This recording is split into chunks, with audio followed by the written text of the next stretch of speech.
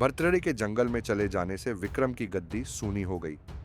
जब राजा इंद्र को यह समाचार मिला तो उन्होंने एक देव को धारा नगरी की रखवाली के लिए भेज दिया। वह रात दिन वहीं रहने लगा। भर्तृहरि के राजपाट छोड़कर वन में चले जाने की बात विक्रम को मालूम हुई तो वह लौटकर अपने देश में आया। आधी रात का समय था। जब वह नगर में घुसने लगा तो देव ने उसे रोका। राजा ने कहा, मैं विक्रम हूं, यह मेरा राज्य है, तुम रोकने वाले कौन होते हो? देव बोला, मुझे राजा इंद्र ने इस नगर की चौकसी के लिए भेजा है। तुम सच्चे राजा विक्रम हो तो आओ, पहले मुझसे लड़ो। दोनों में लड़ाई हुई। राजा ने जरा सी देर में देव को पछाड़ दिया। तब देव बोला, हे राजन, तुमने मुझे हरा दिया, मैं तुम्हें जीवन दान देता हूं। इसके बाद देव ने कहा, राजन, एक नगर और एक नक्षत्र में तुम 3 आदमी पैदा हुए थे।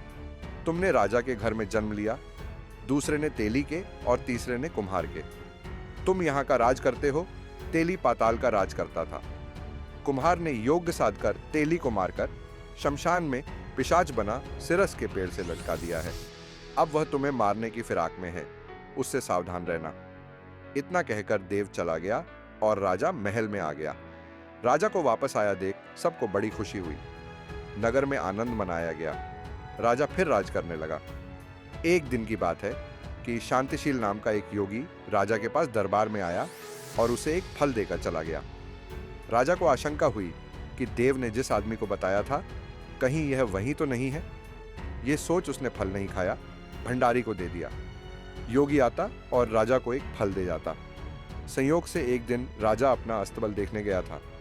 योगी वहीं पहुंच और फल राजा के हाथ में दे दिया। राजा ने उसे उछाला तो वह हाथ से छूटकर धरती पर गिर पड़ा। उसी समय एक बंदर ने झपट कर उसे उठा लिया और तोड़ डाला। उसमें से एक लाल हीरा निकला जिसकी चमक से सबकी आंखें चौंधिया गईं। राजा को बड़ा अचरज हुआ। उसने योगी से पूछा, आप यह लाल हीरे मुझे रोज क्यों दे जाते हैं?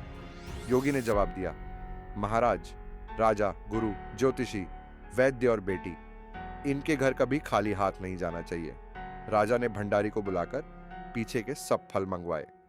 तुड़वाने पर सब में से एक एक लाल हीरा निकला। इतने लाल हीरे देखकर राजा को बड़ा हर्ष हुआ। उसने जौहरी को बुलवाकर उनका मूल्य पूछा।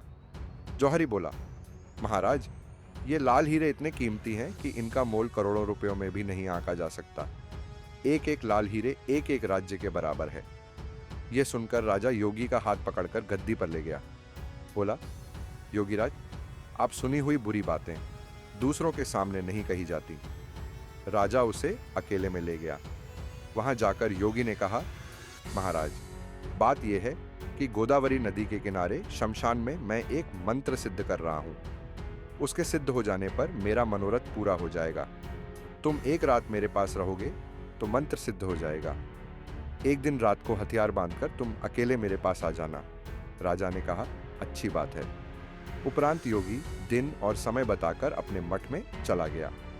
वह दिन आने पर राजा अकेला वहां पहुंचा। योगी ने उसे अपने पास बिठा लिया। थोड़ी देर बैठकर राजा ने पूछा, महाराज, मेरे लिए क्या आज्ञा है? योगी ने कहा, राजन, यहां से दक्षिण दिशा में 2 कोस की दूरी पर शमशान में एक सिरस के पेड़ पर एक मुर्दा लटका है।